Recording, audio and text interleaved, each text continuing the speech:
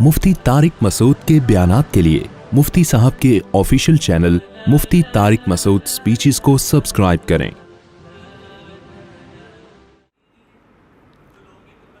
यार जमात इस्लामी, मैं ख़ुद जमात इस्लामी का नहीं हूँ, मैं ख़ुद नहीं हूँ जमात इस्लामी का, लेकिन मैनेजमेंट के लिहाज से जमात इस्लामी जैसी कोई जमात है नहीं। जो मैनेजमेंट है,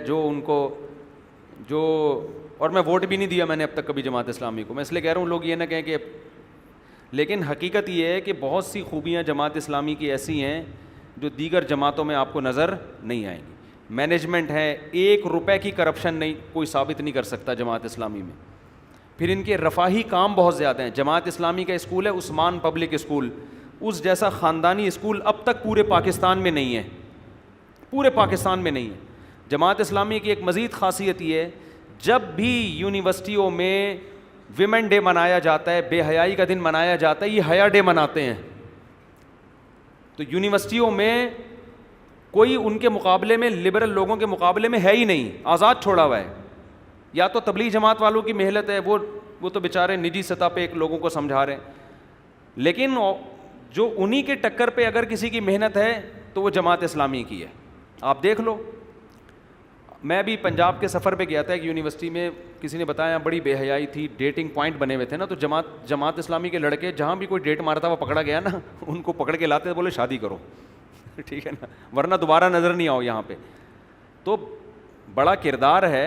ठीक है, हम जमात इस्लामी के नहीं हैं, नाम मुझे नहीं याद पड़ता कभी मैंने वोट दिया हो, लेकिन जिस कौम में कोई अगर खूबी हो तो उसको तस्लीम करना चाहिए। अभी देखो कराची के लिए भी बहुत जगह जगह बैनर, गटर के बारे में, सड़कों के बारे में, तो कहीं ना कहीं हमें एक्टिव नज़र आते हैं। हया डे, हया को प्रोमोट करने की कोशिश करते हैं। यूनिवर्सिटियों में जो लिबरलिज़म फैल रहा है उसके मुकाबले में बहुत बड़ा किरदार है जमात इस्लामी का, उनके लड़कों का। ठीक है, कुछ खामियां भी होंगी, लेकिन उमूमी सतह पे जमात इस्लामी के अगर 100 शोबे हैं ना, 100 शोबे जिनमें एक सियासत है, तो सिर्फ इस एक शोबे में जमात इस्लामी नाकाम है, 99 शोबों में कामयाब है। इनका हस्पतालों का सिस्टम, इनका एजुकेशन सिस्टम, इनका ट्रस्ट, जितने प्रोजेक्ट इन्होंने शुरू किए हैं, सियासत में नाकाम है बस ये, सियासत में। लेकिन हर प्रोजेक्ट में ये, मैं अपने बच्चे को उस्मान पब्लिक में एडमिशन करवाता, लेकिन चूँकि एक स्कूल पहले बन चुका था और मेरी सरपरस्ती में उन्होंने कहा आप वहाँ जाएंगे, तो यहाँ मेरी ख्वाहिश थी कि मैं अपने बच्चे को वहाँ पढ़वाऊँ। इतना ज़बरदस्त निज़ाम है। आपके जो ज़्यादा अच्छे स्कूल हैं ना, वो आपको मॉडर्न बना देते हैं, मज़हब से दूर कर देते हैं।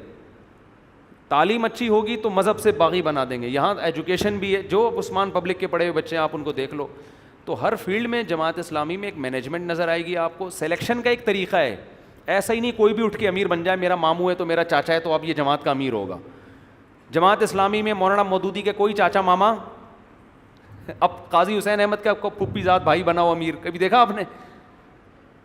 कोई चचा बनाओ, कोई मामू बनाओ काजी हुसैन अहमद का। जमात इस्लामी में अमीर की सिलेक्शन का एक तरीक़ा है, मेरिट की बेस पर होता है। उसमें वो पूरा उतरते हैं नहीं उतरते हैं मुझे नहीं पता, हो सकता है पूरा ना उतरते हों, लेकिन एक सिस्टम है, सिस्टम है भाई, ये एक निज़ाम है, इसके तहत जो जाएगा ऊपर जाएगा। पैसों का एक सिस्टम है, ये पैसे आ रहे हैं, रसीद कटेगी, कहाँ जा रहे हैं, एक एक चीज़ का आप 10 साल पहले भी जमात इस्लामी वालों से हिसाब ले सकते हैं कि मैंने 10 साल पहले जो चंदा दिया था वो कहाँ गया। तो एक मैनेजमेंट आपको नज़र आएगी। बाकी सही हैं गलत हैं ये मौजू मैं नहीं छेड़ता, वो अच्छे लोग हैं बुरे लोग हैं, ये बड़ा ख़तरनाक टॉपिक है, लेकिन ये कि आपको एक मैनेजमेंट बहरहाल नज़र आएगी, एक सिस्टम नज़र आएगा। मामा चाचा वाला निज़ाम नहीं है, पुप्पी खाला वाला सिस्टम नहीं है। तो ये मैं कहता हूँ 1000 गुना बहुत सौ से बहुत सी चीज़ों में बेहतर है। बस इतना भी बहुत हो गया, पता नहीं आगे होता क्या है मेरे साथ। अल्लाह ताला सब मुसलमानों की मग़फ़िरत फरमाए। और अगर इस बयान के बाद मैं शहीद हो गया तो अल्लाह से दुआ करना, समझ जाना क्यों शहीद हुआ हूँ मैं, समझ जाना क्यों शहीद हुआ हूँ। बाकी सियासत में नाकाम है वो, उसकी बहुत सारी वजूहात होंगी क्यों नाकाम है, वल्लाहु आलम, ये मुझे नहीं पता। पता भी होगा तो मैं नहीं बताऊँगा आपको, समझते हो। बस हमारी जो दीनी तंजीमें हैं ना, वो सियासत में नाकाम इसलिए कि लोगों के जहन में ये बात बैठ चुकी है कि ये तमाम दीनी तंजीमों के बारे में ये बात शायद गलत बैठ चुकी है, हो सकता है गलत बैठी हुई हो, कि ये लोग दीन, सियासत जब और दीन में टकराव होता है तो फिर सियासत आगे है, दीन पीछे है। देखो दीनी जमातों को वोट दीन की बेस पे मिलेगा, جب دینی جماعتوں میں لوگوں کا خیال یہ ہوتا ہے کہ یہ منافق ہیں، لوگوں کا خیال یہ ہوتا ہے یہ اسلام کے ساتھ مخلص نہیں ہے، تو پھر لوگ پیچھے ہٹ جاتے ہیں۔ اب مجھے نہیں پتا کہ لوگ اس خیال میں برحق ہیں یا غلط ہیں، یہ تبصرہ میں نہیں کر سکتا، لیکن میں نے جو سروے کیا ہے نا، میں لوگوں سے پوچھتا ہوں یار فلانی جماعت دینی ہے، اس کو ووٹ کیوں نہیں دیتے فلان، تو لوگوں کی زبان میں ایک ہی لفظ ہوتا ہے یار یہ دین ہے نہیں، لیبل ہے دین کا، لوگوں کا ایک تبصرہ ہے۔